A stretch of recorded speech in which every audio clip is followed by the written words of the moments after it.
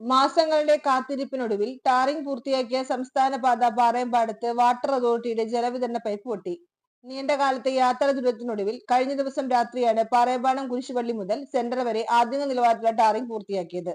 Tarring കഴിഞ്ഞ മണിക്കൂറുകൾക്കകമാണ് ജലവിതരണ pipe പൊട്ടി കുടിവെള്ളം പാഴാകുകയും റോഡ് തകരുകയും ചെയ്തത്.